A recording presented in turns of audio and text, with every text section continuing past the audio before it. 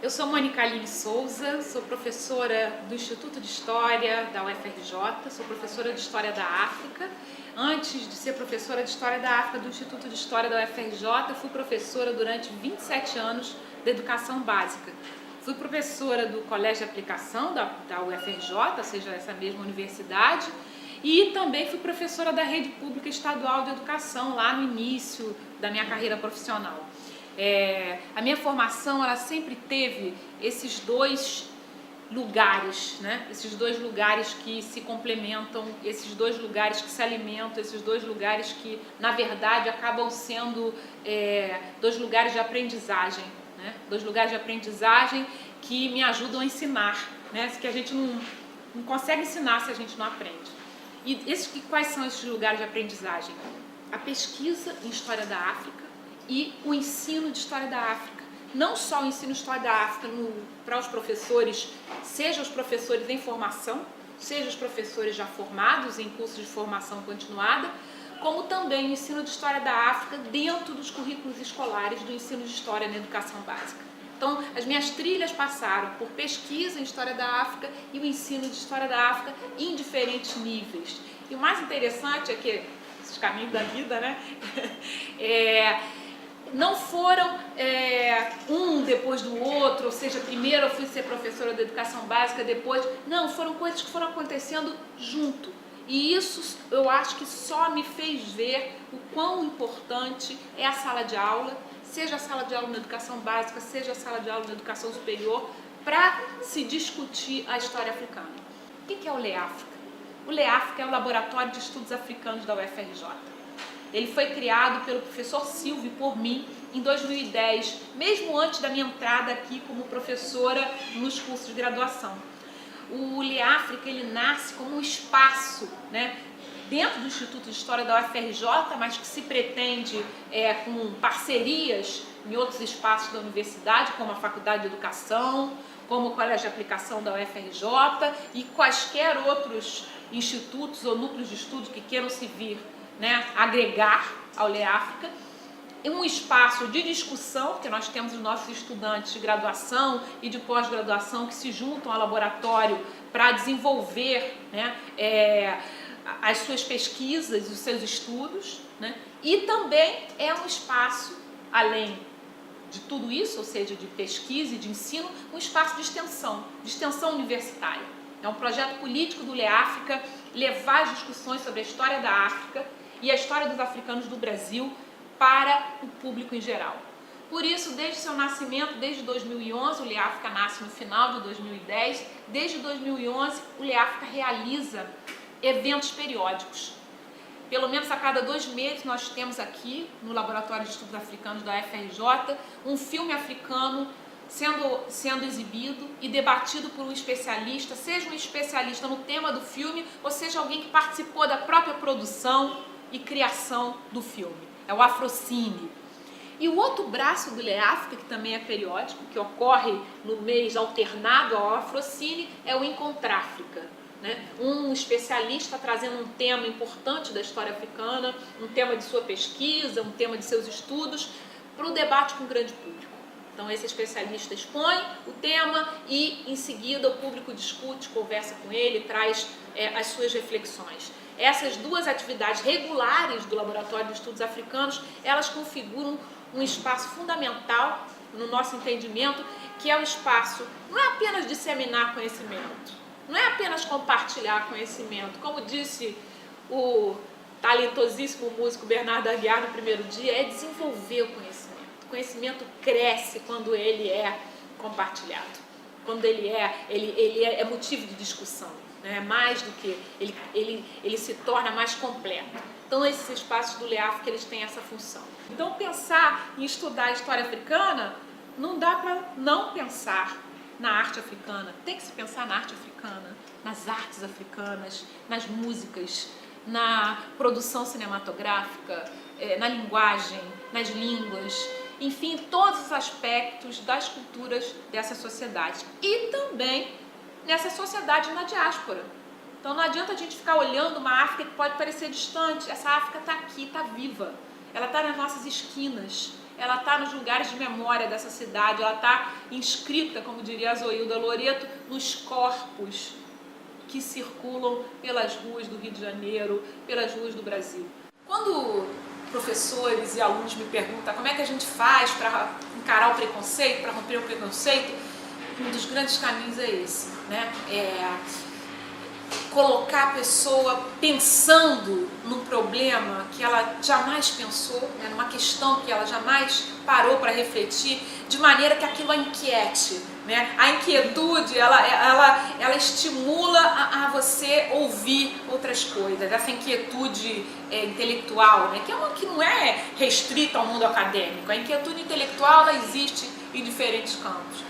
Então, na medida em que a gente multiplica essa sensação dessas perguntas, né, que ficam rodando e dessas dúvidas quentes, né?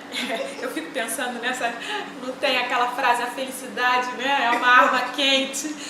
A dúvida é uma situação de calor mental, e é a sensação que me dá quando as pessoas saem das salas de debate e que participam das mesas e que estão na plateia, que elas saem carregadas dessa energia, desse calor do debate, né? E esse calor ele ajuda, essa temperatura mental, ela ajuda a abrir para novas ideias. Claro que não é uma solução para romper o preconceito, porque a solução para romper o preconceito é lutar. É o dia a dia, é um passo, outro passo e outro passo, e acreditar que as pessoas podem se transformar. É isso, né? Educar é isso. Educar é acreditar que as pessoas podem mudar. Né? E quando a gente trabalha com ensino de história da África, história dos africanos no Brasil, história da cultura afro-brasileira, nós estamos acreditando que as pessoas podem se transformar aprendendo coisas novas, aprendendo a aprender coisas novas, e que as pessoas também possam transformar outros. E essa sensação, esse poder, essa luz que cada um vai carregar, né? Como o Amadou Hampâté, esse tradicionalista do Mali, dizia que o saber é uma luz que existe nas pessoas, é aquilo que se encontra latente em cada um dos seres humanos, assim como o baobá, que é uma árvore que fica enorme, ele já se encontra em potencial na sua semente. Então é isso. É possível pesquisar sobre a história da África no Brasil. Desde a forma mais clássica, digamos assim, os arquivos, né? Nos arquivos brasileiros existem vários vestígios, vários indícios e vários dados mesmo de informação sobre as presenças africanas no Brasil. Isso é a história da África. Até a História Geral da África da Unesco incluiu a diáspora africana. Por que nós não vamos reconhecer a história do diáspora como a história da África? É a história da África, a história dos africanos na diáspora. Em primeiro lugar. Fora isso, existem infinitos documentos sobre a relação Brasil-África. Isso, para começar, vamos dizer assim, do mais conhecido, o mais reconhecido, o mais, já diriam alguns, tradicional. Mas, além disso, nós temos aqui, por exemplo, no Rio de Janeiro. Eu vou citar o exemplo do Rio de Janeiro, mas poderíamos pensar em outros lugares do Brasil também. No Rio de Janeiro, a gente tem instituições como, além do Arquivo Nacional, que é básico para qualquer pesquisa que envolva essa presença africana no nosso país, existe o Real Gabinete Português de Leitura, situado no centro do Rio de Janeiro, na rua Luiz de Camões, que tem uma farta documentação produzida, é claro, pela colonização portuguesa, mas a gente sabe que nos meandros da documentação a gente encontra, né,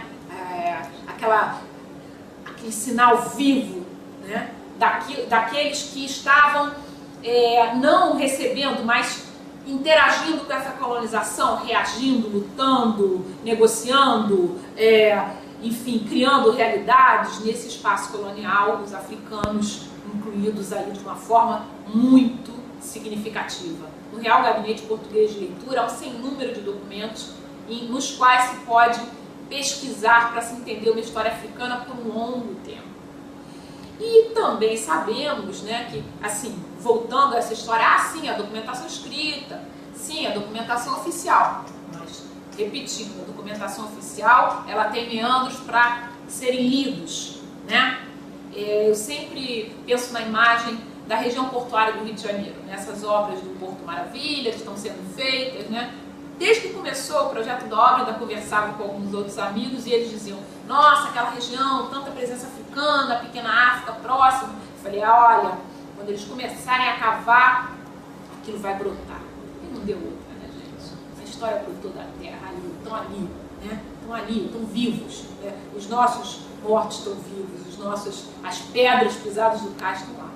Então é a mesma coisa, quando a gente lê uma documentação oficial, tem que saber ler esses meandros. A gente tem o Real Gabinete. Hoje em dia nós já tivemos projetos financiados pelo governo federal de digitalização de documentação de arquivos africanos. Temos todo um acervo do Arquivo Nacional e do Arquivo Municipal de Angola digitalizados e que se encontram por acordos institucionais no Instituto Histórico Geográfico Brasileiro e também no Laboratório de História Oral e Imagem da Universidade Federal Fluminense. Foi feito um projeto com uma verba do CNPq, verba federal, e eles digitalizaram muitas coisas do arquivo angolano. E isso é um material que está aqui e é disponível para a pesquisa. Além desse material, vamos dizer, estou falando aí do campo mais da documentação escrita, existem, fora isso, gente, nós temos as Áfricas presentes no Brasil, que podem ser acessadas por vias de todos os tipos que se acessa a uma memória consolidada. Né? Se trabalhar com a memória africana no Brasil é trabalhar com a memória viva. Essa memória, como diziam, como disse novamente o Rampakba, né? A tradição viva. Né? Então, a memória dos descendentes de africanos, não a memória da escravidão exclusivamente, a memória da luta dessa população negra que veio ao Brasil trazida pelas rotas da escravidão, é uma memória que diz de África, diz profundamente de África. Essa memória ela está nas casas religiosas, mas ela também está nas escolas de samba, nas velhas guardas. Essa memória ela está presente nos sindicatos, porque a gente tem um movimento ainda pouco estudado, um movimento de trabalhadores negros no Brasil, sobretudo na área portuária, na área ferroviária, em que a participação negra foi bastante importante. E nessa participação, originalmente, a gente tem fortes relações de pertencimento a grupos, como se dizia na época do século XIX, de nações africanas aqui nessa, então, província do Rio de Janeiro. Eu estou aqui, mas se pegarmos o cancioneiro, se pegarmos a arte, a arqueologia, né, as escavações que hoje estão sendo feitas no Porto Maravilha, que a meu ver tinha que ser ainda mais, né? Ainda mais. Esse foi o porto, essa cidade foi o porto por onde deram entrada o maior número de africanos que entrou nas Américas, né? Enfim, ou seja, em nenhuma outra cidade do continente americano tantos africanos e africanas deram entrada. Ou seja, essa foi a maior cidade afroatlântica do nosso continente. Os estudos sobre quilombos hoje, né, estudos históricos, inclusive, né, já refletem essa forte presença indígena em relação entre as populações indígenas e as comunidades quilombolas. Então, toda uma série, os estudos mais recentes sobre quilombolas, historicamente falando, e os quilombos contemporâneos reconhecem essa presença, né, articulada, né, essa presença conjunta. Né, e a arqueologia reitera essas informações. Especificamente em relação à presença indígena e africana no Brasil, tem dois nomes que eu gostaria de citar, de dois pesquisadores de ponta, né, que trabalham com o tema. Primeiro, na verdade a primeira, é Patrícia Sampaio, é uma professora da Universidade Federal do Amazonas, que há muito tempo trabalhava com temas ligados a trabalho forçado e escravidão indígena e que incorporou nas suas pesquisas por descobrir, né, encontrar os vestígios da presença africana, a presença africana na região norte do Brasil. Ela desenvolve um trabalho sobre o tema, né, pesquisa, publica, recentemente lançou um livro que se chama Rompendo Silêncios, e que trabalha com essas esses estudos históricos sobre população escravizada indígena e africana na história do Brasil e, para além da escravidão, sobre as formas como essas comunidades existiram no pós-abolição, né, e continuaram parte de uma realidade que não dá para ser separada. E a segunda pessoa esteve aqui no evento, o professor Mauro Coelho, que está na Universidade Federal do Pará. A história do professor Mauro Coelho também inicia-se com estudos históricos sobre populações ameríndias, povos originários das Américas, e que agora ele articula esses estudos com os africanos na sua grande região norte. Então são dois nomes de pesquisadores brasileiros que estão publicando, enfim, muitos artigos disponíveis na rede já hoje, e tentando entender esses espaços. Me perguntavam, mas obrigatoriedade de estudar a história dos africanos no Brasil, da história africana, e os índios? E os índios, quando veio a lei especialmente, mas e os índios? E aí eu me lembro que eu dizia, né, e dizia com segurança, ainda que não soubesse como isso iria acontecer. Eu falei, olha gente, essas coisas não são limitadoras, ao contrário, né, quando se conquista um espaço desses, isso foi uma conquista, de fato foi uma conquista, o movimento negro sobretudo, mas também de outros grupos, vem gente junto. Uma conquista social dessa envergadura e com esse significado, ela não estreita os caminhos, ela abre os caminhos. E não deu outra. Veio a Lei 11.645 de 2008. Porque não sei, os caminhos, as portas quando se abrem, gente, não segura. vem todo mundo que tem que vir. E é isso, eu acho que é esse entendimento que a gente tem que ter. Olha, existem vários temas da história africana que são objeto de grandes debates historiográficos. A questão do comércio de africanos escravizados é um desses temas, que é um tema polêmico, tem vários historiadores no Brasil e fora do Brasil discutindo, né, os desdobramentos, as consequências e, ao mesmo tempo, os determinantes desse grande comércio que durou séculos e que movimentou milhões de pessoas. E há grandes debates em torno desse tema, né? Aquele famoso debate que discute se a participação africana, né, oferecendo essa mão de obra em quantidade suficiente para atender uma demanda e cada vez mais suficiente para atender o crescimento da demanda, se ela é que tornou possível o comércio escravista ter as dimensões que teve, ou se foi a demanda que, na verdade, estimulou essa oferta, no caso do comércio escravista, do chamado tráfico de escravos. Então, é uma discussão que não é simples.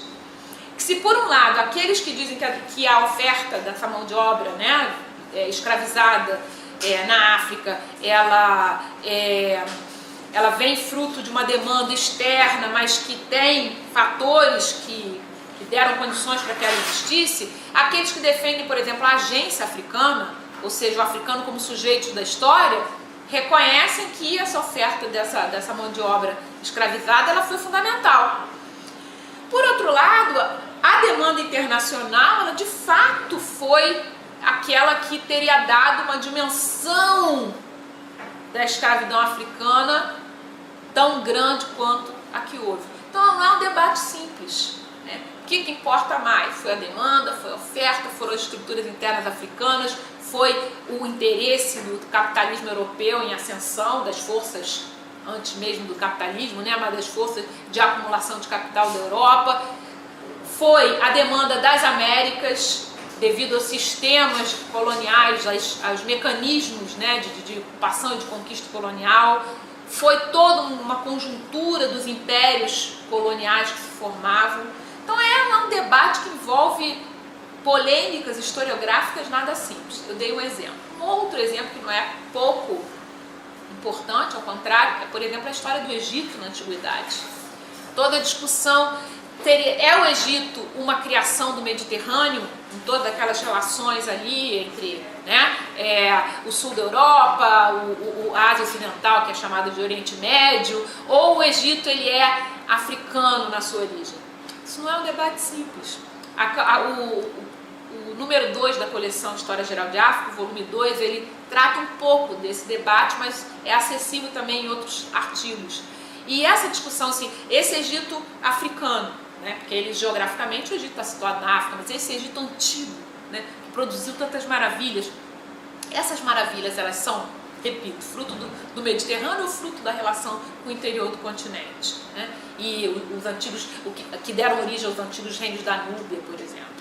Então, toda uma historiografia afrocentrada, por um lado, e ao mesmo tempo uma historiografia, como diriam os autores da coleção História Geral da África, né, do Comitê Científico, uma historiografia que fosse, a partir de uma perspectiva africana, defendem que a influência os movimentos culturais e econômicos internos à África foram mais determinantes no surgimento desse Egito faraônico. Mas é uma discussão, né? Até que ponto se podem traçar essas fronteiras? Não foram as relações entre os povos? Eu fico imaginando assim, como é que você cerca isso? Você não tem como, né? Quem nasceu primeiro, o ovo ou a galinha? E não seriam as relações entre os povos? Essas criações são criações contemporâneas. Egito, o continente africano, com a sua fronteira demarcada com o Oriente Médio, é uma concepção que foi inventada. Então, é muito mais complicado que isso, mas são polêmicas historiográficas e são linhas de trabalho. E, para não dizer que eu não falei de flores, toda a discussão das metodologias da história oral. Esse é um outro campo da historiografia sobre África que vem se desenvolvendo e que cada vez mais merece ser visitado pelos historiadores. Ou seja, trabalhos que, além de incorporarem a pesquisa documental, a pesquisa arqueológica, também trabalham com as tradições orais africanas. Então, por exemplo, você vai trabalhar com a história da África Ocidental, aquela região, a ampla região ali que vai do Senegal atual até o norte da Nigéria, a fronteira do norte da Nigéria, uma ampla área ali. Você vai ter que trabalhar com um cancioneiro, com as histórias que os tradicionalistas contam e recontam, né? E isso, em alguns lugares, já está transcrito. E isso é material para essa história. Agora é toda uma polêmica, né? É incrível a gente dizer isso em pleno século XXI, já 2013, mas as tradições orais, para muitos historiadores, elas ainda não têm o status de fontes. E elas são fontes. Elas são definitivamente... Bom, eu estou dizendo isso e já outras pessoas até com maior conhecimento sobre esse tema podem dizer isso com toda certeza e me ajudar nessa minha afirmação, mas esses campos todos de discussão historiográfica são muito importantes de serem visitados. Para o professor que está na escola, o que eu sugiro sempre? Sim, a coleção História Geral da África, que é um grande texto muito complexo, né, mas que pode ser comido pelas beiradas, pegando os artigos determinados. Existem revistas acadêmicas com textos muito bons. A revista do Centro de Estudos Afro-Orientais da Universidade Federal da Bahia, né, a Afroásia, uma excelente revista com material muito bom. Existem materiais acessíveis pela rede. Houve um projeto Viajando com o Ibn Battuta, que trata das viagens desse tunisino na África no período que seria da Idade Média Europeia, com mapas, com textos, com imagens. É um site construído por professores da Universidade Federal do Rio Grande do Sul. O professor José Ivair, que era de área de medieval e que, dentro dos estudos dele de história medieval, que basicamente era sobre a Europa, ele se deparou com a África. E ele trouxe os relatos de Ibn Battuta, esse viajante tunisino do século XIV, e transformou isso num site com objetivos pedagógicos, com mapas, com música, com imagens, com trecho dos relatos. Enfim, é todo uma gama de possibilidades. E eu sempre falo para as pessoas, olha gente, não desanima, dá trabalho, mas depois que você se coloca nesse mundo, é tão bom as suas aulas vão ficar tão mais interessantes que você não vai querer fazer outra coisa senão trazer africanos, indígenas, todos esses brasileiros misturados para as suas salas de aula. Fica tudo tão melhor e os seus alunos vão ficar tão mais identificados com aquilo que você fala. É aquele esforço que no final, aliás no final não, durante, já vai tornar o seu trabalho menos penoso.